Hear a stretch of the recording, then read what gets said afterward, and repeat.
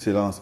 J'ai entendu le président du Conseil du Togo remercier Vladimir Poutine pour son appui déterminant au Sahel dans le cadre de la lutte contre le terrorisme. Ça veut dire que lui, il considère que l'intervention de la Russie au Sahel est plutôt positive, alors que...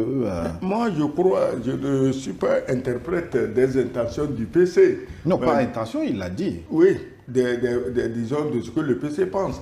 Mais pour moi, c'est une façon de dire à Poutine, c'est ce que je veux que tu fasses chez moi. Oui, justement, parce qu'il a raison, parce que les autres pensent que l'intervention de la Russie au Sahel a été un échec, ils le disent tous les jours, que ça a contribué à enliser la situation. Il ne faut pas suivre le discours, le narratif des autres. Des journalistes racistes, comme Wassim Nasr, et Serge Machin, noir, mais plus raciste que Wassim Nasr. Quand tu prends des gens comme ça, tu ne peux entendre que ceux-là, ceux-là.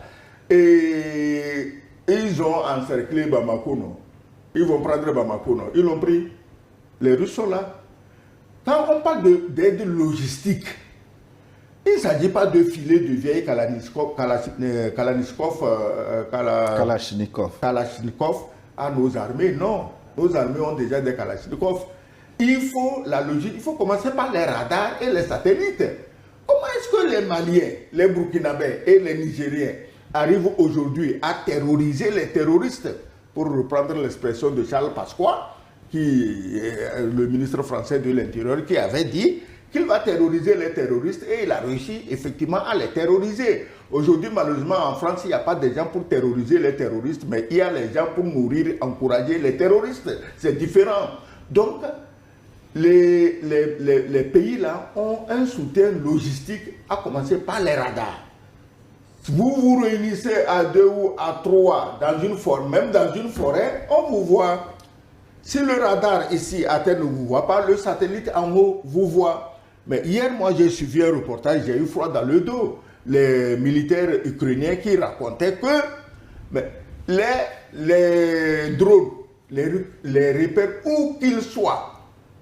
Maintenant, ils ont inventé une couverture qui fait que l'infrarouge ne travaille pas.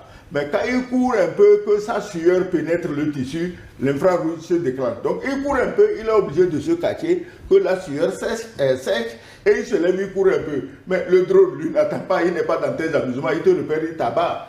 Aujourd'hui, quand on parle de logistique, c'est d'abord les radars, les satellites et les drones. La guerre aujourd'hui, c'est les drones. C'est les drones qui terrorisent l'Ukraine. Ce n'est pas les missiles. C'est vrai, il y a les missiles Poutine envoie. Mais le vrai danger, c'est les drones. Donc, nous, il est important que tous les pays du Sahel et tous ceux